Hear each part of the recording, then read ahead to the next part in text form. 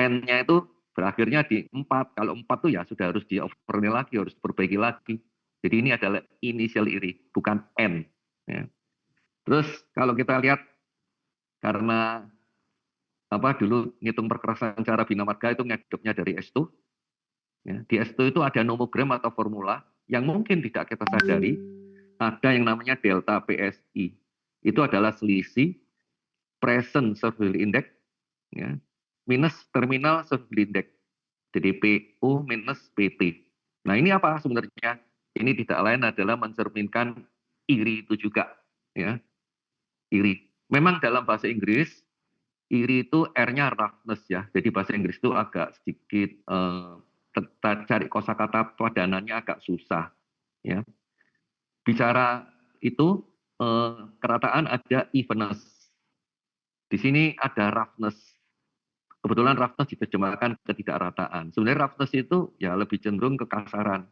Tapi nanti kalau kekasaran ada sedikit resisten kekasaran juga. Jadi sedikit membingungkan ya. Di samping itu, di dalam spek-spek yang bahasa Inggris, ada yang namanya smoothness. Smoothness, kemulusan.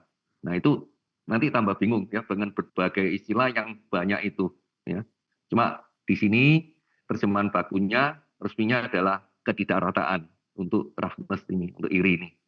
Terus kemudian yang nomor 3, sinkronisasi dengan manual design perasaan MDP 2024, di mana di sana ada separator layer, itu adalah lapis pemisah antara subis, maaf ini ada sedikit kurang ya, subis atau drainage layer dengan, kalau di pergerakan kaku drainage layer ya, dengan apa? Subgrade improvement jika ada.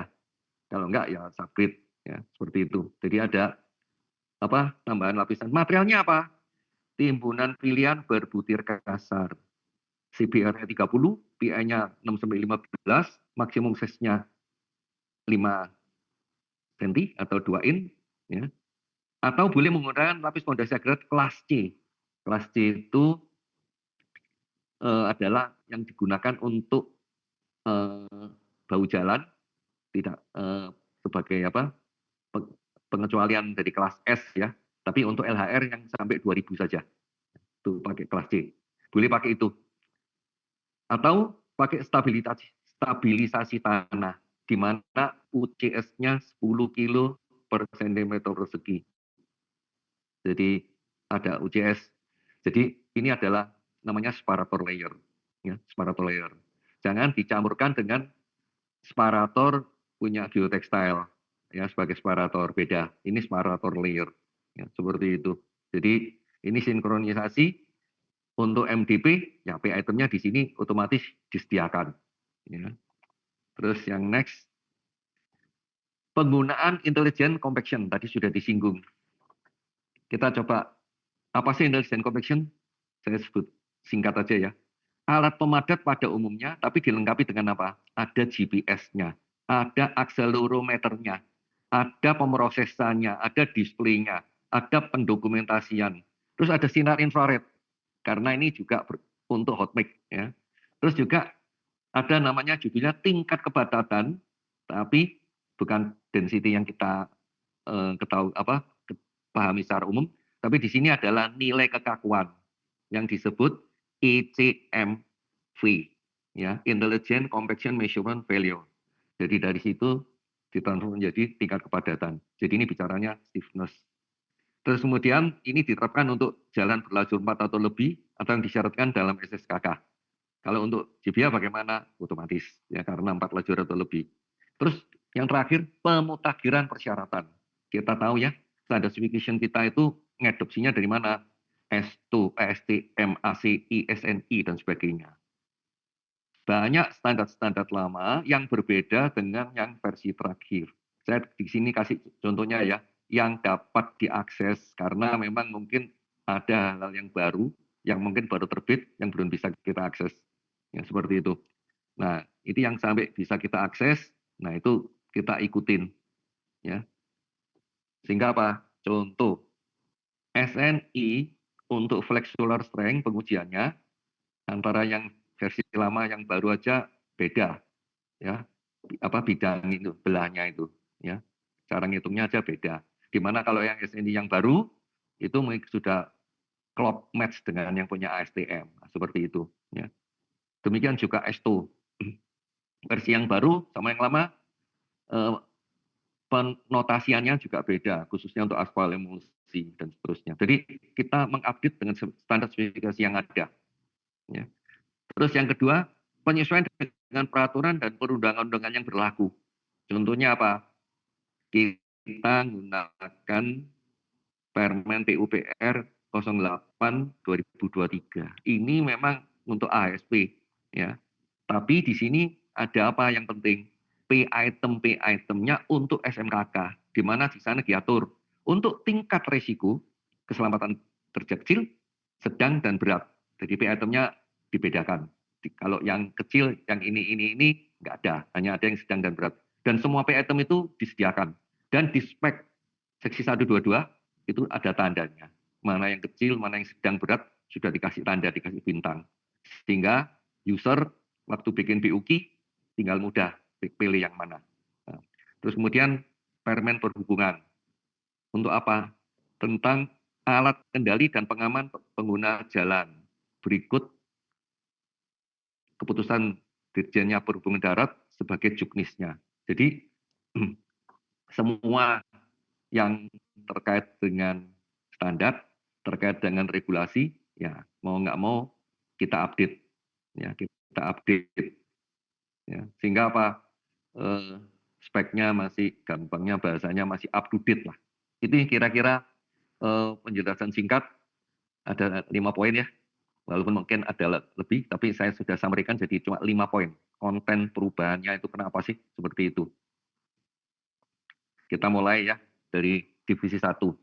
Aslinya judulnya adalah umum, terus menjadi umum dan penerapan SMKK. Karena kita lihat ya, di dokumen tender yang terbitan PLM LKPP, di sana ada daftar 1, daftar 2. Daftar 2 itu adalah 9 komponen ya, SMKK. Jadi bukan divisi 2 ya Bapak Ibu, daftar 2 di dalam dokumennya PLM PLM LKPP. Ya, dokumen tender yang biasanya digunakan. Jadi seperti itu, jadi ini kita masukkan dalam divisi 1. Nah, saya coba, karena ini harmonisasi, saya coba jelaskan beberapa poin. Pekerjaan dalam spesifikasi ini termasuk pekerjaan jalan dan atau jembatan pada jalan bebas hambatan. Ya, jadi mengcover keduanya. Ada penyesuaian istilah karena di JBH ya, atau yang garis miring jalan tol 2020 itu istilah kontraktor menjadi penyedia jasa. Karena ini masalah regulasi ya, masalah istilah ya. Konsultan pengawas menjadi pengawas pekerjaan. Materialnya menjadi bahan. Jadi ini masalah penyamaan istilah saja. Terus penyesuaian istilah pada spesifikasi umum Ref 2 bagaimana? Daftar kuantitas dan harga, dan harganya dicoret menjadi daftar kuantitas. Karena ini juga sinkronkan dengan definisi yang ada di Perlem LKPP. Namanya daftar kuantitas itu adalah bill of quantity. Tapi kalau ada harganya, bahasa Inggrisnya adalah price pakai id, bill of quantity. Jadi bill of quantity yang sudah diisi harganya. Jadi selama ini kita mungkin pakai headline yang sedikit agak keliru, daftar kuantitas dan harga. Padahal belum ada harganya, ya cuma BUQ saja. Terus kemudian rencana keselamatan dan kesehatan kerja, terkenal dengan istilah RK3, itu menjadi apa? RKK. Ya, karena istilah dalam SMKK itu RKK, rencana keselamatan konstruksi. Terus kemudian ada istilah quality control plan, yang dulu diterjemahkan menurut apa adanya, rencana pengendalian mutu, sekarang menjadi RMPK, menyesuaikan istilah yang ada di SMKK. Ya. Terus kemudian RMKL, dulu yang untuk traffic management, menjadi apa? RMLLP, ya. Rencana manajemen lalu lintas pekerjaan. Jadi ini semua penyesuaian istilah yang ada dalam SMKK. Terus istilah ahli keselamatan dan kesehatan kerja K3, ya, konstruksi, masih digunakan di samping ahli keselamatan konstruksi, kurung KK ya, sesuai dengan narasinya dalam Permen PUPR nomor 10 2021 tentang SMKK. Jadi di Permen sendiri masih ada ini ahli K3 konstruksi garis miring ya, ahli KK. Nah, seperti itu. Masih ada garis miringnya. Jadi kita copy paste ya, seperti itu. Jadi masih tetap istilah itu digunakan. Terus sekarang berikutnya adalah mengenai pembayaran pekerjaan. Karena di Permen 08 2023 pasal 4 ayat 3 disebutkan yang lumsum, lamsam itu ditulis lumsum ya. Itu tidak boleh memperhitungkan biaya tidak langsung. Jadi overhead-nya nggak boleh dihitung. Tadinya itu dimaksudkan untuk pekerjaan-pekerjaan yang ada dalam SMKK. Tapi karena ini sudah di Permen, ya nggak bisa pakai pengecualian. Ya, selama permennya belum diubah. Sehingga ini berlaku umum untuk item-item yang lain. Contoh, kalau kita ngitung mobilisasi, ya kalau dulu mungkin ada ininya ya, biaya overhead-nya, sekarang nggak boleh. Nah, yang lumsum-lumsum nggak boleh. Terus bagaimana dengan pekerjaan yang tidak memenuhi toleransi yang diizinkan? Ya, ini ada ketentuan. Sebelum saya masuk ke sini, saya jelaskan dikit ya. Tadi kan disebutkan ketentuan atau persyaratan bahan baku, bahan olahan, bahan jadi untuk GBA dulu itu nggak ada. Kalau nggak mau toleransi ya udah reject. Tapi kalau yang 2018 Rev 2 itu masih diterima dengan persetujuan pengawas lapangan kalau disetujui. Tapi dipotong.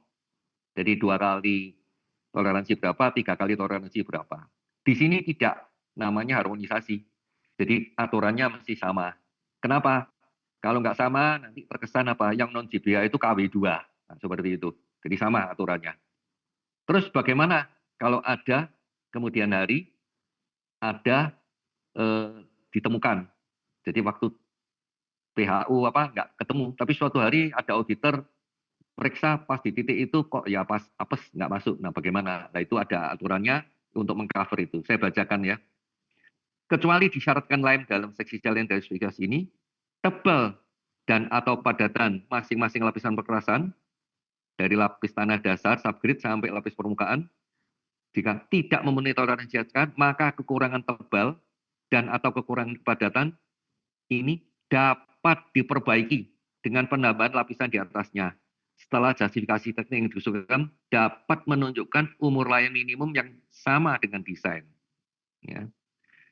Disetujui oleh pengawas pekerjaan atau wakil pengguna jasa. Biasanya kalau sudah PHU, pengawasnya sudah nggak ada. Kuantitas yang diukur pembayaran ini tidak boleh melampaui yang ditunjukkan dalam gambar. Otomatis ya. Karena kalau dilapisi, ya tebalnya berarti kan lewat dari gambar. Ya.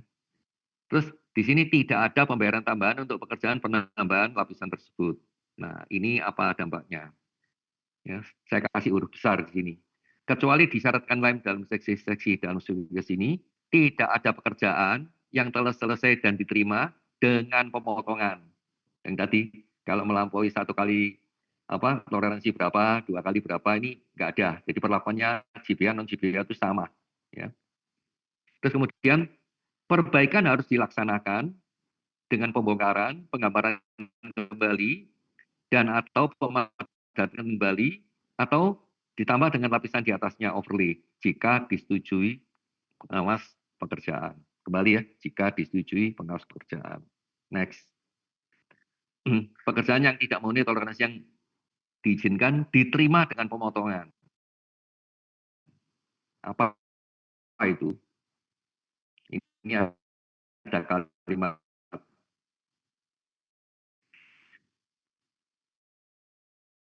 bila mana di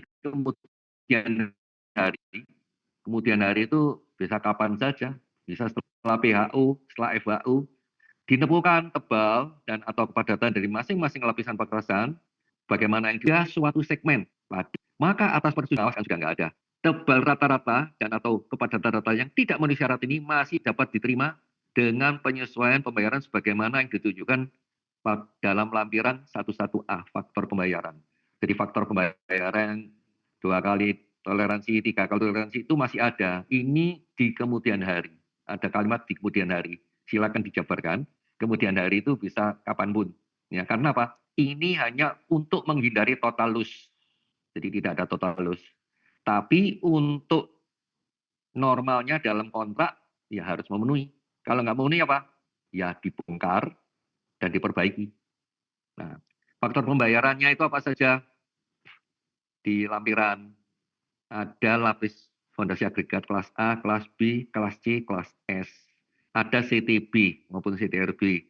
Ada lapis permukaan agregat dan lapis fondasi agregat untuk yang gravel road. Terus ada stabilisasi soil stabilization, perbaikan tanah dasar, terus lapis fondasi tanah semen atau kapur semen. Jadi itu semua ada. Ya. Jadi saya tulis pakai huruf besar. Semua pekerjaan yang selesai dan diterima sebelum FHU harus memenuhi semua ketentuan yang disyaratkan dalam spesifikasi. Dan harus diperbaiki jika tidak memenuhi ketentuan yang disyaratkan. Karena apa?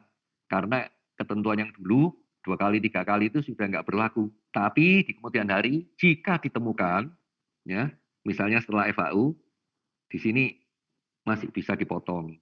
Sehingga di sini tidak ada totalus, ya. Jadi ini adalah solusinya. Bagaimana mengharmonisasikan spek yang non JBA 2018-2 dan JBA yang 2020, mengharmonisasikan. Jadi ketentuannya sama, ya. Ketentuannya sama. Ya, next adalah mobilisasi. Karena mobilisasi ini cuma beda istilah aja. Dulu ada istilah penyewaan pembelian. Di dalam mobilisasi itu kan ada 2 tahap. Tahap 45 hari dan 10 hari. Yang 45 hari itu menjadi 30 hari. Apa untuk itu? Untuk fasilitas pengendalian mutu itu 30 hari. Ini apa? Agar waktunya cukup untuk menyiapkan jobnek dan yang lain. Kalau 45 hari itu sudah habis waktunya. Terus kemudian program mobilisasi, ini adalah perubahan. Tadinya 14 hari, itu adalah 7 hari setelah tanggal mulai kerja. Ya. Kenapa? Supaya saat yang sama dengan pada saat PCM. Jadi PCM harus dilaksanakan 7 hari setelah tanggal mulai kerja. Ya. Nah, di sini supaya sama, berkomunikasi juga pada saat yang sama, jadi tidak after. Ya. Supaya apa? Ini klop. Ya, klop. Nah, masalah PCM tidak saya singgung di sini, tapi saya garis bawahi, PCM itu sangat penting, umumnya cuma formalitas. Sebenarnya PCM boleh aja lebih dari sekali kalau memang rapotnya nggak selesai. Ya. Seringkali saya lihat cuma formalitas, padahal di sana yang dibahas itu panjang lebar. Terus di sini seksi 13. Dulu aslinya kantor dan akomodasi untuk pengawas pekerjaan. Tapi ini sudah tertulis ya, ini disediakan dalam kontrak lain. Artinya apa? Kalau dulu konsultan supervisi itu akomodasi ya, kalau zaman dulu ada base camp segala macam disediakan oleh kontraktor. Tapi belakangan konsultan sudah punya kontraknya sendiri. Nah, di sini mungkin ada, tapi bukan untuk konsultan, digunakan untuk pengguna jasa. Khususnya apa? Ini diperlukan untuk JBH, ya umumnya oleh JBH. Nah, tapi di sini ada kalimat disediakan terpisah dalam spesifikasi khusus karena kebutuhan tiap paket berbeda. Nah, ini seperti ini. Digunakan untuk pengguna jasa. Ya. Terus 14. Fasilitas dan pelayanan pengujian. Apa yang berubah? Di sini alat lab itu ada kelompok 1 dan kelompok 2. Kelompok 1 itu apa? Alat-alat lab yang menurut pengawas pekerjaan bukan bersifat rutin. Jadi nggak tiap hari dipakai. Contoh ya, untuk ngetes abrasi ya kan nggak tiap hari dipakai tuh. Nah itu tidak bisa rutin. Yang kelompok 2 apa? Yang menurut pengawas pekerjaan bersifat rutin, kurung harian. Jadi tiap hari itu dipakai. Ini kalimatnya tegas, harus disediakan oleh penyedia jasa, malah di sini kurung. Bukan oleh pemasok atau sub penyedia jasa. Jadi bukan oleh subkontraktornya atau pemasoknya. Jadi kalau misalnya beli beton ready mix, ya harus punya silindernya, nggak tergantung dari pemilik ready mix tadi. Nah, seperti itu. Ya. Untuk ngecek selam, ya harus punya sendiri. Nah, seperti itu. Kan ini apa? Barangnya juga nggak banyak, ya. Artinya apa? Bersifat rutin. Kalau tiap hari ada pengujian, ya silakan ini. Ini minimum sebagaimana yang ditunjukkan dalam lampiran 1.4b. kecuali terdapat jenis pekerjaan yang tidak memerlukan peralatan lab tersebut. Nah, ini kan tergantung BUG-nya. Nah, kalau memang BUG-nya itu nggak ada itu ya silakan. Tapi secara umum lampiran 14B ini wajib harus punya. Ya. Terus berikutnya, karena tadi sudah disinggung ada IRI, penyedia jasa harus menyediakan alat kelas 1 inertial profiling system yang digunakan untuk mengukur ketidakrataan permukaan perkerasan awal atau initial IRI, ya, harus dilaksanakan segera setelah permukaan perkerasan selesai. Kenapa? Ya nanti kalau enggak kan berubah kalau sudah di open traffic. Ya. Nah, alat ini termasuk kelompok 2 ya, untuk GBH. Jadi untuk GBH masuk kelompok 2 karena yang rutin. Dan masuk kelompok 1 untuk yang non GBH. Nah, seperti itu. Nah, terus kemudian mungkin ada yang bertanya, alatnya seperti apa? Secara umum ya, nanti saya jelaskan lebih lanjut. Alat ini ada 2, yang sistemnya laser ataupun yang manual. Ya. Nah, terus harganya jangan berpikir ya kalau yang laser memang mahal, tapi yang manual itu sudah tidak mahal dan produknya banyak, ya, seperti itu. Terus kemudian ada PS, di mana PS itu kalau dulu nggak ada, tapi di JBH itu seringkali dibutuhkan PS. Jadi di PS itu di sini disebutkan, PS itu dimasukkan dan ditetapkan dalam BUG. Hanya dapat dibelanjakan sebagian atau seluruhnya sesuai dengan persetujuan atau perintah pengawas pekerjaan yang mendapat wewenang dari pejabat pembuat komitmen. Ya. Sesuai dengan syarat-syarat umum kontrak atau syarat-syarat khusus kontrak jika ada. Pengukurannya untuk apa saja? Ya, berdasarkan ayat yang di atas ini, maka semua biaya yang terkait dengan pembayaran bersyarat sebagaimana disyaratkan SSUK dan SSKK seperti relokasi utilitas. Sehingga nanti relokasi utilitas kita buka lagi. Bukanya untuk apa? Memang yang punya utilitas itu harus memindahkan barang itu. Kalau lahannya dibutuhkan oleh penyelenggara jalan. Kalimatnya di Permen PU nomor 20 tahun 2010 seperti itu. Namun kita banyak ketemu yang tadinya utility itu sudah ada sebelum Rumijaya itu terbentuk. Nah, setelah Rumijaya baru itu muncul, nah itu kan harus dipindahkan. Makanya di sini ada relokasi utilitas. Terus penyesuaian harga, ini eskalasi ya, atau pekerjaan lain yang disetujui oleh pejabat tinggi media terkait. Jadi apa artinya? Tidak serta-merta BPK langsung boleh memutuskan untuk penggunaannya. Ya, seperti itu. Terus dokumen pendukungnya itu butuh ada 2. 1 untuk SSKK, kedua keterangan nomor 8 di daftar kuantitas. Apa? Coba kita lihat. Kita lihat ya. SSUK pasal 70. Ada 70.1 sampai 74. Nah, di SSKK-nya harus ditambahkan 70.5 PS. Nah, itu nanti dikasih redaksinya. Terus daftar kuantitas dan harga. Ya, ini ada keterangannya 1, 2 sampai 7 yang di PLM Kalpa. Tambahkan yang nomor 8. Ya. Prosam yang dimasukkan dalam BUG hanya dapat dibelanjakan sebagian atau seluruhnya dan seterusnya. Seperti itu. Nah, karena apa?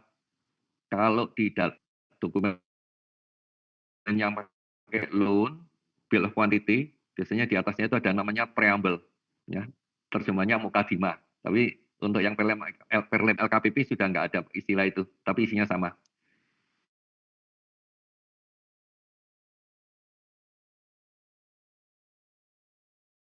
Bukan PS, bla bla bla, dan seterusnya.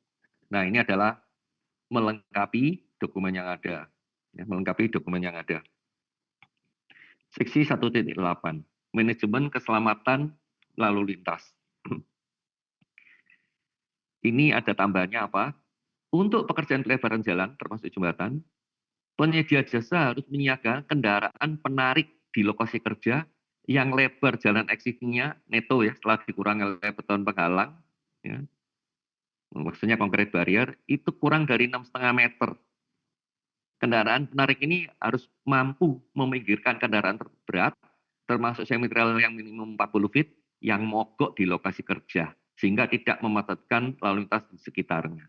Jadi ini ada ketentuan tambahan, ya, karena in case dulu ada masukan dari Pak Purnomo, Pantura itu ada yang mogok bisa macet 15 kilo, nah, seperti itu. Ya, jadi ini adalah ketentuan tambahan, dan yang seperti ini juga masuk dalam SMKK ya nanti. Ya. Terus 184 ini ada 5 poin update. Di sini tidak saya tulis satu persatu ya, karena terus 186 ini khususnya pengendalian untuk di GBH. Ya. Ini ada ketentuannya, ya. Ada Permen PU nomor 2 tahun 2007. Tunjuk teknis pemeliharaan jalan tol dan jalan penghubung. Ya, ini seperti itu, Pak. Terus kemudian di sini ada kalimat perlu dicatat bahwa pekerjaan konstruksi akan berlangsung di salah satu koridor lalu lintas tersibuk di Indonesia, dan penyedia harus benar-benar mengenal kondisi lalu lintas yang ada dan memahami pentingnya menjaga keselamatan lalu lintas dan menghindari keterlambatan yang berlebihan. Jadi kalau menutup jalan itu biasanya mesti ngitung kapasitasnya turun berapa, jam berapa baru boleh nutup jalan, dan jam berapa baru boleh bekerja. Karena apa? Orang kalau lewat tol itu sudah membayar. Kalau macet-macet ya komplain. Ya. Terus petunjuk kuantitas minimum pengendalian lalu lintas sementara seperti petugas keselamatan lalu lintas, tenaga kerja, dan seterusnya untuk GBH ini dimasukkan dalam lampiran 1.8. Kalau di GBH sendiri, dulu ini masuk tabel di dalam spesifikasi umum. Namun setelah regulasi SMKK, semua kebutuhan untuk traffic yang lain-lain itu dibayar bijian di dalam SMKK. Memang saya pernah tanyakan kenapa kok SMKK permen seperti itu muncul, itu untuk memudahkan PPK untuk menagih mana barangnya. Memang selama ini di Bina Marga yang namanya manajemen traffic maupun di jalan tol itu sudah berjalan normal. Dulu kita kenal bayarnya pakai LS. Ya. Namun ketentuan ini tidak terdapat di Cipta Karya maupun SDA. Makanya kalau bikin permen nggak mengecualikan kecuali Bina Marga, enggak gitu. Makanya permennya dibikin umum. Awalnya kaitannya dengan SMKK, permennya itu apa? Yang gini-gini judulnya apa? Dimasukkan ke overhead. Ya. Zaman itu Bina Marga sudah punya, ya. Manajemen traffic 18 ada, terus 117 lingkungan ada, terus 120 K3 ada, 121 untuk manajemen mutu ada, sudah ada semua. Ya. Tapi di UNOR lain nggak ada, maka permennya itu berlaku umum. Terus kemudian ini, dulu ini tabelnya di spek umum, tapi sekarang jadi lampiran. Karena apa? Ini petunjuk teknis untuk yang ngisi BUK. Yang ngisi BUK. Terus berdasarkan vertikal, ini sama ya dengan yang ada di tol, 5,1 meter. Jumlah lajur. Nah ini yang terkait dengan tadi. Jumlah lajur ini harus dikaitkan dengan kapasitas lalu lintas. Ya, karena apa? Orang lewat itu sudah bayar. Jadi kapan boleh ditutup, panjangnya berapa, bisa dihitung dengan penurunan kapasitas traffic. Terus kemudian, penyedia jasa harus bekerjasama dengan petugas atau instansi terkait dalam pengaturan lalu lintas. Dan semua data harus disetujui terlebih dahulu oleh pengawas pekerjaan. Kita polisinya, jadi punya juga di tiap cabang itu yang terkait dengan pengendalian traffic, jadi mesti kerjasama dengan itu. Terus kalau yang non GBH, ya kerjasama polisi, terus DLLJ, dan sebagainya. Terus mengenai bahan untuk GBH, itu ada 9 poin, nggak saya tulis di sini. Pelaksanaan ada 4 poin, ya, umum, removal existing marking, petugas keselamatan lalu lintas, ada 6 poin, batas pengoperasian ada 7 poin. Sekarang kita lanjut ke 1.9. Jadi dari awal sampai akhir perbedaannya cukup panjang, tidak mungkin dibuat matrik. Tidak mungkin dibikinkan matrik. Jadi ini yang saya sebutkan adalah perbedaannya saja. Yang sama tidak saya ulas di sini. Kalau saya ulas di sini nanti 2 hari nggak selesai ini. Ya, untuk field engineering ada apa? Nah ini, kecuali diperintahkan lain oleh pekerjaan, peralatan personal survei harus meliputi tapi tidak terbatas. Ini bahasanya bahasa umum ya. Ini 6 orang surveyor, terus 6 tenaga kerja surveyor dan sebagainya. Ini sebenarnya mengadopsi dari punyanya jalan tol. Terus tapi di sini disebut kecuali diperintahkan lain oleh pengusaha pekerjaan. Artinya apa? Kalau lingkup pekerjaannya kecil, boleh orangnya lebih sedikit. Tapi untuk jalan tol ini minimum ya, seperti itu. Terus peralatan survei ini ya akan digunakan oleh pengusaha pekerjaan juga dan diperbaiki dan diganti bila mana diperlukan. Jadi kalau alatnya nggak workable ya nggak diganti.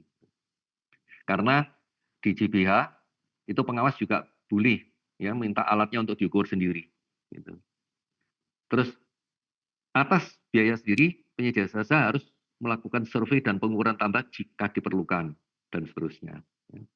Jadi ini kalimat umum.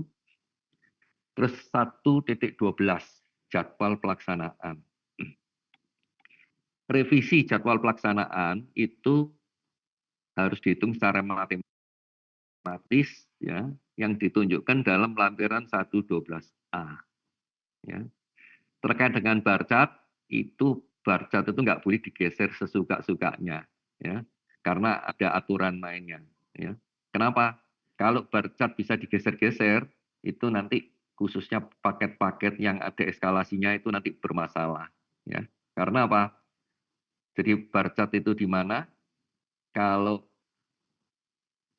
si penyedia terlambat, ya dia harus mengikuti tanggal yang ada di barcat situ. Nggak boleh tanggalnya after. Kalau di kita, kan umumnya eskalasi itu ada inflasi terus ya, di mana tanggal yang belakangan faktornya lebih tinggi. Nah, seperti itu. Contohnya seperti apa? Seperti ini. Ini ada di lampiran. Contoh ya, kontrak asli 15 bulan. Terus adendum karena ada tukeran tambah, jadi 18 bulan. Schedule contoh aslinya 30% pada bulan kelima sebelum adendum. Terus forecast progresnya cuma 26.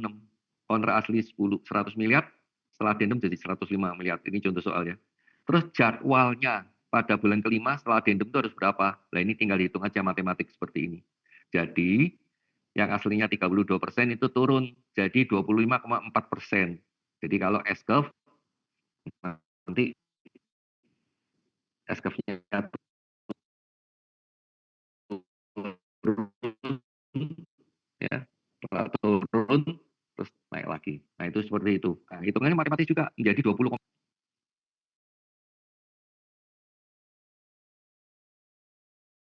taruhlah dipepetin jadi 20,6.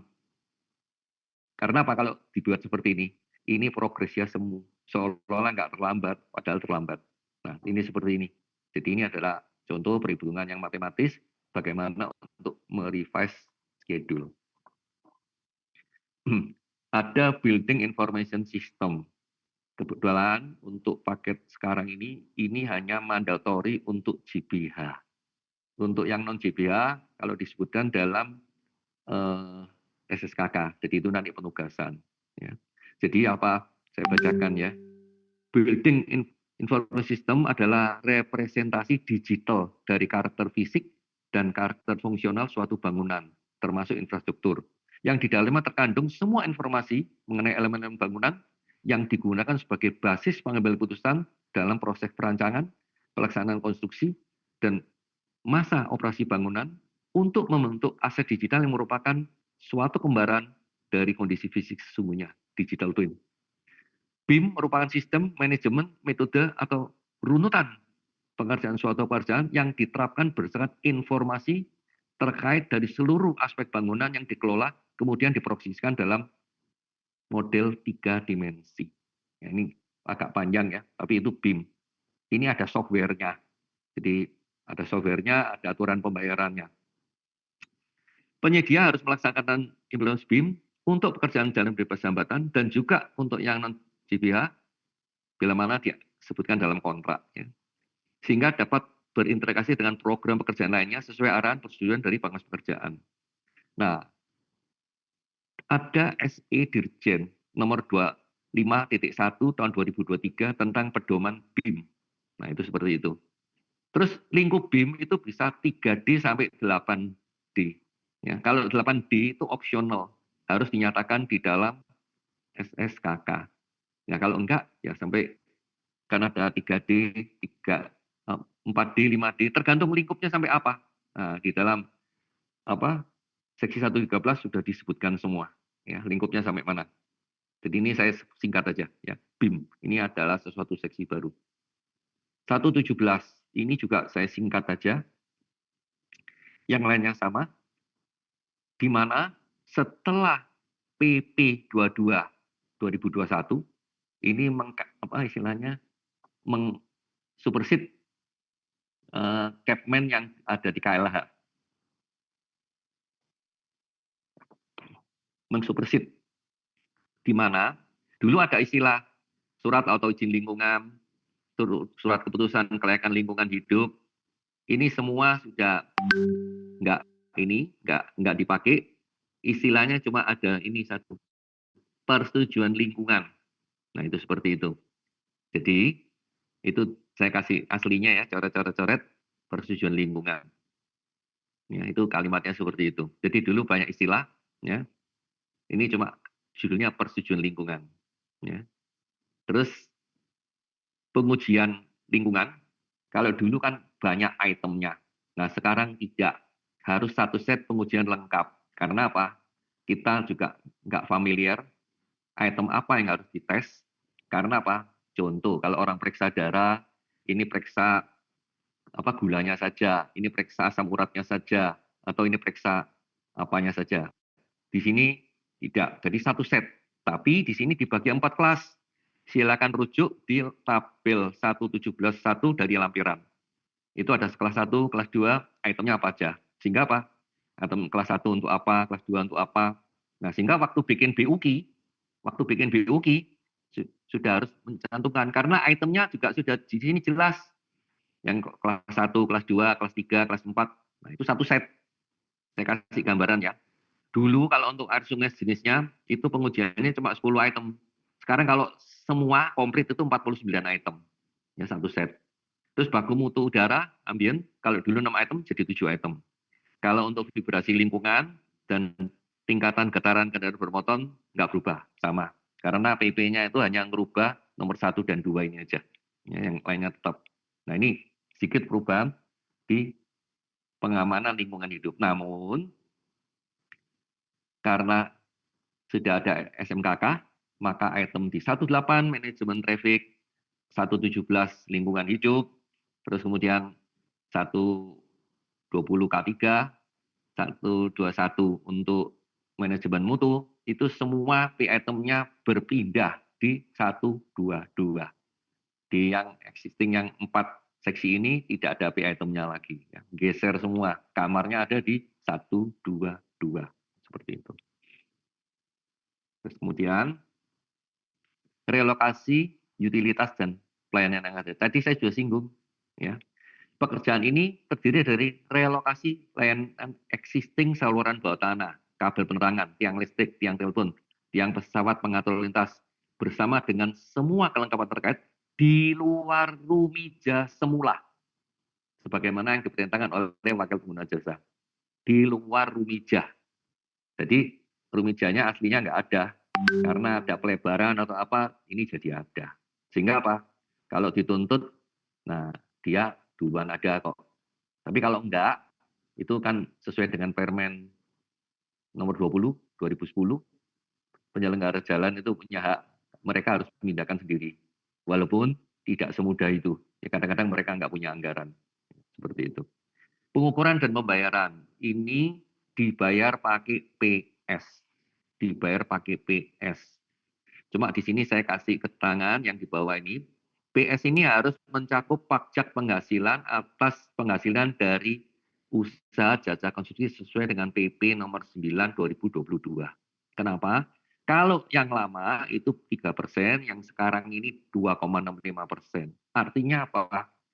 PS ini kan bayarnya at cost. Ya. Jadi biasanya yang menyelenggarakan yang punya utilitas, kontraktornya mereka yang tahu persis. Nah, kita bayarnya at cost. Nah, tapi kalau cuma at cost saja, berarti apa? Kan cuma numpang lewat dari penyedia. Lah penyedia itu tetap kena PPh. Nah, PPh-nya itu ini. Jadi makanya kalau cost ini ya harus mengcover. Artinya apa? Sudah numpang lewat jangan merugikan penyedia. Ya, seperti itu. Jadi ini ada tambahan seperti itu. Nah, kenapa relokasi utilitas ini tidak dijadikan pay item? Karena apa? Biasanya penyedia itu juga nggak bakal tahu detailnya berapa kos biayanya. Sehingga apa? Kalau menggunakan PS ini sudah paling fair karena bayar at cost. Nah, seperti itu. Pengujian tanah. Kalau dulu cuma ada sonder dan SPT, sekarang ini ada di CP-CBR. Untuk apa? Nah ini kasusnya kita lihat jalan tol pembangunannya itu kerjaan tanahnya bisa jutaan kubik cut and fill-nya. Nah, contoh, ada yang cut-nya itu taruhlah 20-30 meter.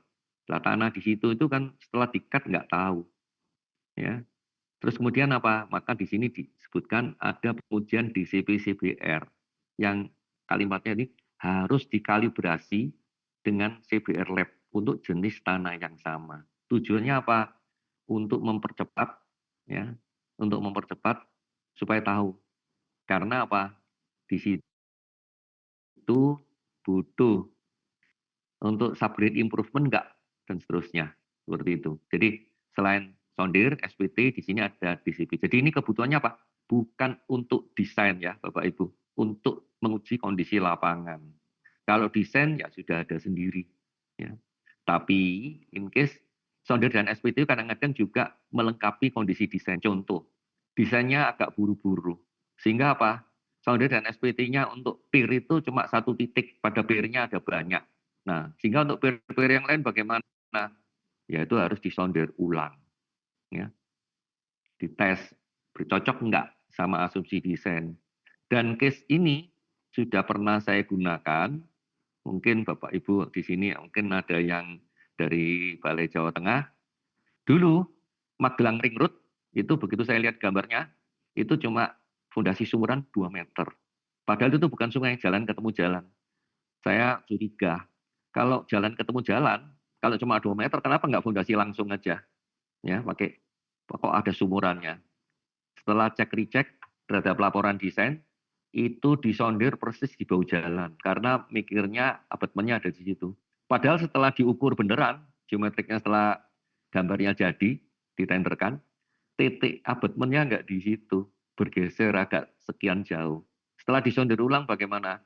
Ketemulah 6 meter. Coba kalau itu dikerjakan 2 meter. Nah, in case yang seperti ini, kalau nggak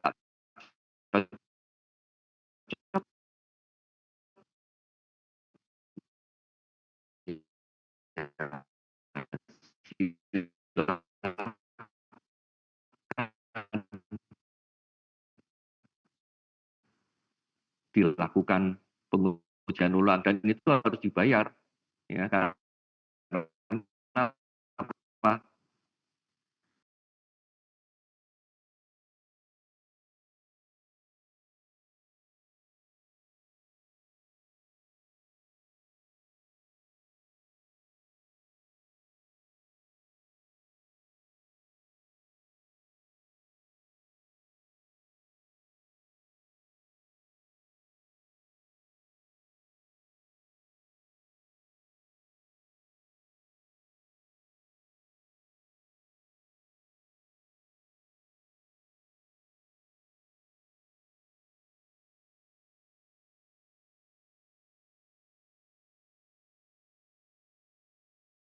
Recording in progress. Request ya. Jadi kalau sebenarnya kan request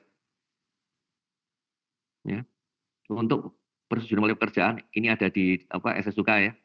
Di SSUK harus sesuai dengan titik-titik tunggu holding point yang disyaratkan di seksi 121 dengan dari spesifikasi ini. Maksudnya apa? Seringkali yang temuannya di technical audit, request itu cuma jadi formalitas untuk administrasi. Oh, requestnya ada, tapi tidak mengikuti holding point. Sebenarnya request itu kalau holding point-nya apa? Lapisan itu belum selesai diperiksa, ya nggak boleh ditimpa. Nah itu, tapi request-nya ada. Jadi terkesan apa? Formalitas. Nah itu, sehingga dikalimatkan seperti ini. Terus Berikutnya, ketidaksesuaian atau non-conformity yang signifikan akan berdampak negatif pada fungsionalitas, khususnya pengendalian mutu dan durabilitas. Pekerjaan permanen yang memenuhi syarat tidak akan mengandung ketidaksesuaian apapun. Ini kalimat umum ya. Terus berikutnya, titik tunggu atau holding point harus diterapkan sampai diperoleh metode kerja penyedia yang memadai dan sepenuhnya dibuktikan dan disetujui oleh pengawas pekerjaan dan wakil pengguna jasa. Ya. Dalam hal terjadi ketidaksesuaian sistemik ya, atau systemic conformity yang merupakan ketidaksesuaian terjadi secara berulang-ulang, ya, yang sering disebabkan oleh metode kerja penyedia jasa yang kurang memadai, di mana titik-titik tunggu holding point diabaikan oleh penyedia jasa, termasuk badan usaha induk. Nah ini kayak saya nggak nyebut ini tol nggak tol ya umum. Karena apa? Kalau untuk di tol itu ya penyedianya itu ya investornya itu sendiri. Ya, maka di sini disebut badan usaha induk ya, dari penyedia. Maka titik-titik tunggu yang diabaikan akan diberlakukan sebagai witness point. Ya, titik-titik aksi. Next. Nah, witness point itu adalah apa? Inspeksi wajib oleh manajer kendali mutu. Karena di 121 kita mengenal ada quality control manager yang kedudukannya tidak di bawahnya GS. Nah, itu seperti itu. Terus kalimat berikutnya, pengawas pekerjaan yang tidak memerlukan penghentian pekerjaan, ya, jadi ini tidak memerlukan penghentian pekerjaan, jadi nggak usah nyetop. Jika ditemukan ketidaksesuaian yang tidak dapat segera diperbaiki, ya, jadi artinya apa? Supaya nggak menghambat pekerjaan, tapi dibatasi. Jadi apa? Lokasinya berbeda. Kalau bawahnya sudah selesai, silakan lanjut. Gitu. Titik-titik tunggu harus bersifat wajib ketika ketidaksesuaian sistemik teridentifikasi. Hingga koreksi yang memuaskan terhadap metode kerja penyedia jasa telah diterapkan. Terlepas dari apakah pengabaian telah dilakukan oleh penyedia jasa termasuk badan usaha induk dan dari penyedia jasa atau tidak. Terus berikutnya, semua ketidaksesuaian yang signifikan harus diperbaiki sebelum ditutup pekerjaan berikutnya atau disembunyikan dari pandangan. Ya. Pada saat dimulainya pekerjaan, deskripsi dan metode kerja harus diperjelas dengan rinci. Dengan tujuan untuk menghasilkan pekerjaan permanen yang sepenuhnya sesuai dengan persyaratan. Titik-titik tunggu harus diberlakukan untuk setiap ketidaksesuaian signifikan yang tidak dapat segera diperbaiki. Meskipun penyedia jasa termasuk badan usaha penyedia jasa induk telah melakukan pengabaian secara umum. Jadi ini adalah kalimat-kalimat yang jadi temuan di dalam technical audit. Saya sudah mengsamerikan dan masukkan di dalam 1214 yang namanya holding point. Jadi sudah saya masukkan ke situ. Supaya apa? Menjadi perhatian. Jadi kalau kerja tidak sekedar request saja, tapi mematuhi holding point. Artinya apa? Kalau bawah belum selesai dan diperiksa, memenuhi syarat, diterima. Nah, kenapa kasus ini sering terjadi, khususnya untuk JBA? Ya kembali, karena tanda petik kejar tayang. Ya, kejar tayang seperti itu. Makanya kasus-kasus ini banyak terjadi. Ya. Next, 122. Ini aslinya adalah SKH, naik menjadi SMKK. Dan di sini karena SKH-nya saya anggap sudah pernah dibaca, maka di sini saya cuma kasih pointer perubahannya saja. Jadi umum, SKH sekarang menjadi spesifik umum. Ini cuma ada ketentuan, apa ketentuannya? Semua barang, fasilitas, perlengkapan, peralatan, dan sarana yang disiapkan oleh penyedia jasa, ya, digunakan sesuai dengan perintah pengawas pekerjaan, menurut seksi ini dianggap ya pakai habis, ya bukan habis pakai habis, sehingga tetap menjadi pemilik setelah kontrak berakhir dianggap habis. Jadi nggak ada ceritanya nanti itu diminta kalimat ini ada, jadi nggak ada ceritanya nanti auditor minta apa mana sisa barangnya.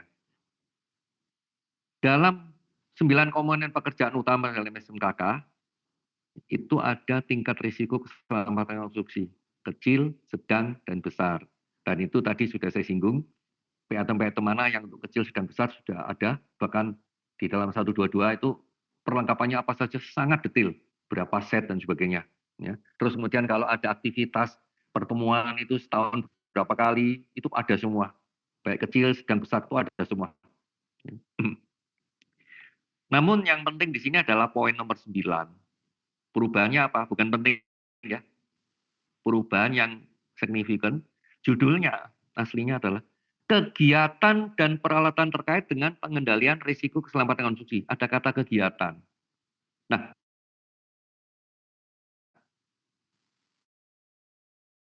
item-item yang dulu kegiatannya kan, kegiatan itu ada masuk kemana? Nah, seksi 121 manajemen mutu itu sekarang masuk di sini itemnya.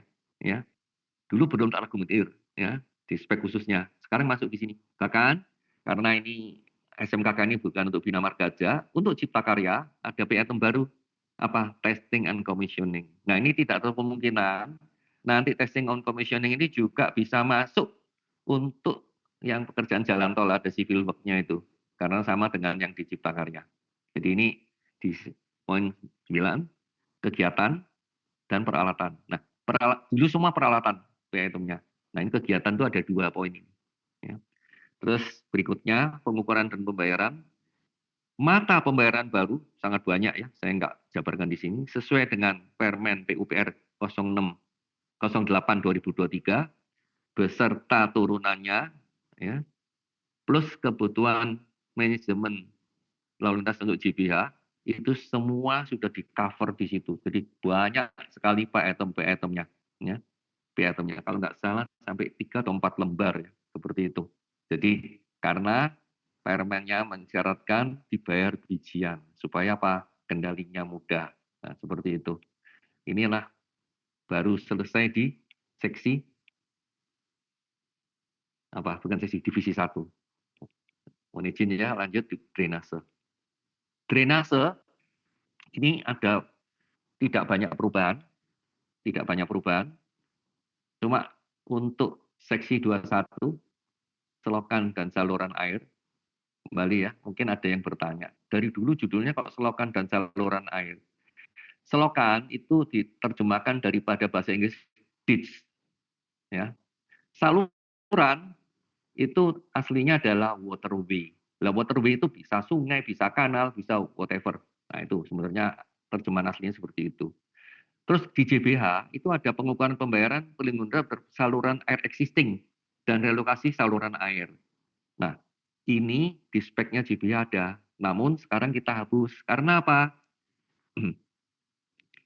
P-item ini sudah ada dan di cover. Contoh, kalau galian struktur, ya ada airnya, itu sudah ada pembayarannya dan sebagainya. Ada tambahan pembayaran seperti itu. Jadi ini supaya nggak double-double gitu ya.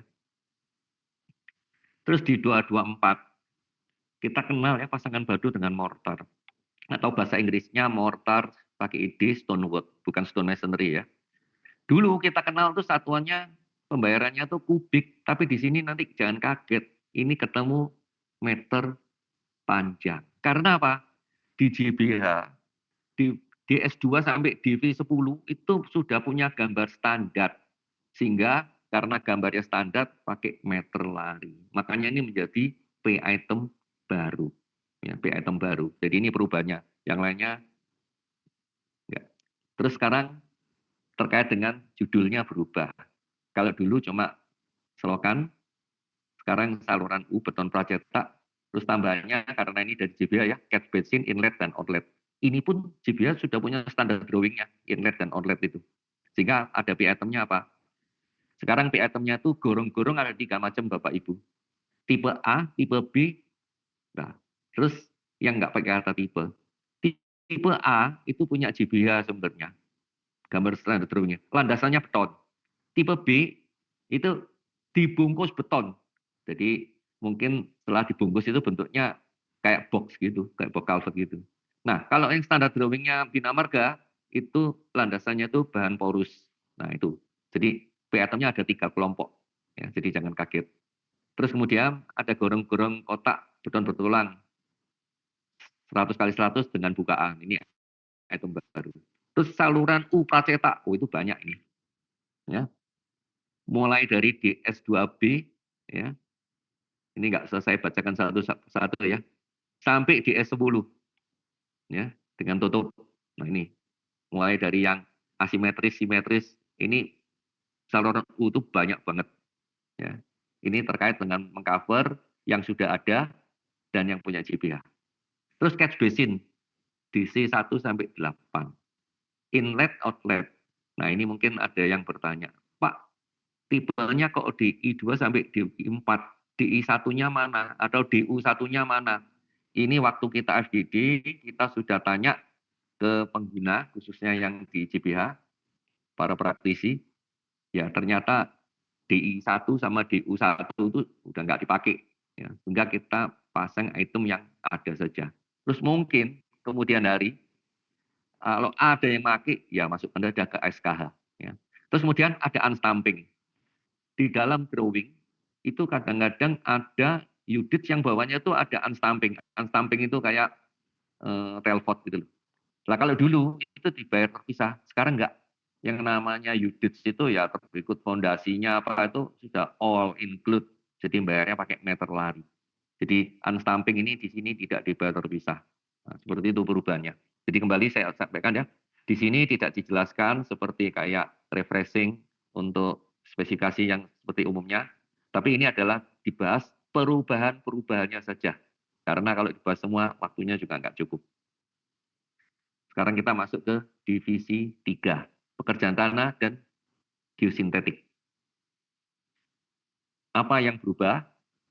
Khususnya di galian. Galian yang berubah ini adalah masalah galian batu. Dulu, kalau galian batu, itu sudah sepakat volumenya lebih dari 1 kubik. Jadi kalau ada, walaupun strength-nya, uniaksialnya 12,5 MPa, tapi bouldernya itu kecil-kecil, nggak sampai 1 meter kubik, nggak bisa masuk klasifikasi galian batu. Nah, seperti itu. Nah, terus kemudian tidak termasuk galian yang dapat dibongkar dengan reaper-nya. Ini, traktor atau dozer ya. Dulu 180 HP. Sekarang 250 HP. Kenapa? Ini klasifikasi dari USDA 2017. Ya, classification-nya. Ambil dari situ. Karena ya ini update. Kan kembali saya cerita tadi.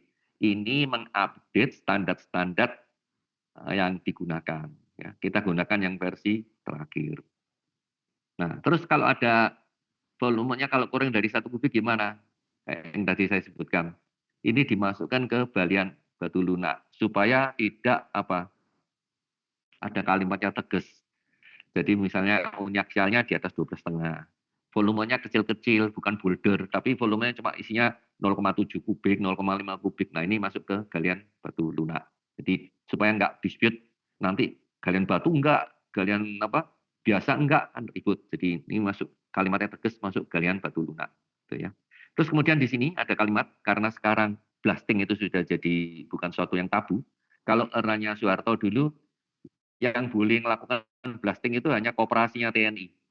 Ya. Nah ini sekarang banyak perusahaan yang boleh melakukan blasting. Penyedia harus mematuhi ketentuan yang berlaku tentang pembinaan dan pengembangan industri bahan peledak dan peraturan peledakan lainnya. Jadi kalimatnya singkat. Jadi di situ sebenarnya ada Permen Han pertahanan ya tentang ini ya untuk bahan peledak dan sebagainya. Tapi secara umum provider-provider yang perusahaan-perusahaan bahan peledak itu mereka sudah mengantongi izin untuk itu. Ya, jadi sekarang kalau blasting itu bukan hal yang tabu, tapi sudah umum digunakan. Galian struktur, gorong di sini dipertegas untuk ukuran di luar pembayaran yang ada di seksi 2.3. Contoh, gorong-gorong paling besar di seksi 23 di bill of quantity-nya itu 2 kali 2. Kalau ketemu gorong-gorong 3 kali 3, itu di speknya tuh boleh. Nggak usah bikin SKH, dibayar masing-masing. Betonnya bayar beton, baja tulangannya bayar baja tulangan, galiannya bayar galian. Tapi di sini apa disebut? Nggak boleh dibayar pakai galian struktur. Ya. Jadi nggak boleh dibayar pakai galian struktur. Karena apa? Ya memang ini open excavation. Effortnya tidak sesulit galian struktur yang galiannya relatif tegak, mungkin harus ada shoring, bracing, bahkan diturap, ya seperti itu. Ini galiannya terbuka. Terus galian keresan dengan cool milling. Nah ini kalau di tol itu sangat sering digunakan untuk scraping and filling, ya, termasuk untuk menurunkan elevasi. Contoh, ada pekerjaan yang tadinya fleksibel jadi rigid. Biasanya kan main timpa. Tapi kalau timpa rumah kiri kanannya bisa tenggelam itu. Nah mungkin kan harus diturunkan dulu elevasinya. Nah ini pakai ini beli, ya, beli ini. Terus yang tanpa cool milling itu bagaimana? Ini untuk galian petasan aspal sebagaimana ditunjukkan dalam gambar tanpa pengembalian kondisi. Kenapa? Kalau dengan pengembalian kondisi ya dibayar pakai divisi 10. Karena apa? Galinya, ngisinya include. Tapi kalau ini tanpa. Jadi apa? Misalnya ini, daerahnya remote, dak jembatannya itu kalau di cool milling nggak bisa kan gali pakai yang tanpa cool milling. Apa? Di atas dak jembatan yang mungkin sudah di overlay tenggelam, keretnya tenggelam. Nah itu kan dikupas. Kupasnya apa? Pakai apa alatnya? Pakai cutter jackhammer. Jadi cutternya yang motong, jackhammernya yang nyongkel. Tidak disarankan jackhammer saja, kapan kelarnya. Dan jackhammer punya getaran yang punya dampak terhadap yang lain. Ini, ya, seperti itu. Kemudian saya garis bawahi ya. Jadi ingat divisi 10 itu ada reinstatementnya. Artinya apa? Setelah digali dikembalikan. Kalau ini tidak. Terus prosedur penggalian. Ada tanah ekspansif. Kalau dulu pakai istilah nilai aktif, ya, sekarang tidak. Di sini sebut tanah ekspansif adalah tanah yang potensi pengembangannya atau potensi swelling potensialnya di atas 2,5. Diukur dari pengujian CBR rendah